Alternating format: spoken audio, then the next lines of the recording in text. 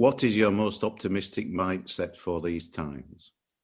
The more steps I take, the more the road unfolds in front of me. I'm probably more of a dreamer than most, and I get a lot of pleasure from daydreaming and imagining what life could be like if X, Y, Z happened.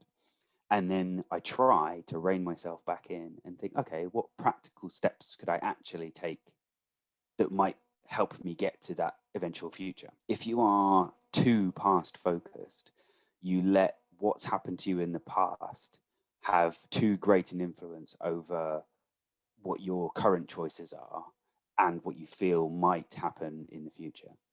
And it can be the other way. If you've had a great past, you can let the success of that past sort of drown the good parts of your present, because it's not necessarily the same. You know, oh, I wish I was still young and fit. Where if you're constantly focused on the future and you subvert all enjoyment now, let's say, for a hypothetical future, you know, sort of classic example of someone who works a job that they hate for 50 years only to retire and die the next day. Two things which I've been doing since I actually read the book Mindset and started to change a lot of my approaches to things. But essentially, it boils down to two things. One is always trying to avoid the "I'll be happy when" type thoughts.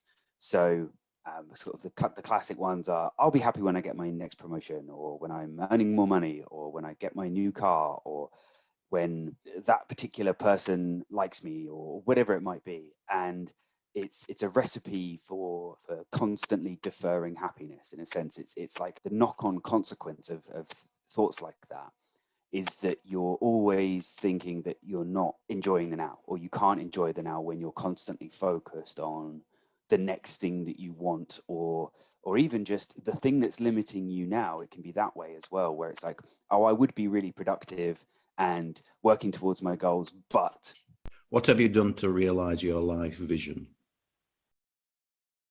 One is trying to constantly reevaluate what that vision is. The next thing would be constantly asking myself, what is the one thing that I could do today, right now, that would actually take me closer to that vision?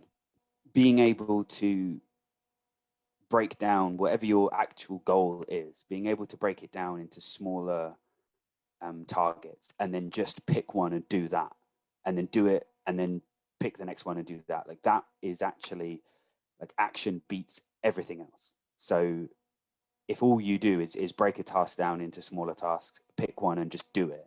I've basically broken it down into three different areas: my own happiness goals, my professional goals, and then my sort of health and well-being goals. During lockdown, I decided that I was going to tackle the couch to 5K, which is something that I'd started a few times but never finished. So I finished that, and I did my first 5K on New Year's Eve, actually, because I set my target that I wanted to do it before the end of the year, and I know I managed that, and I now run regularly, which is something that I'd never thought I'd be able to do. And when you first start out, it's you're only running for a minute at a time, and you're sort of doing that 10 times in half an hour or something like that, and then it progresses slowly up as you get better. And by the end of it, you're running sustained for half an hour, and you don't really feel like it was that much of an effort.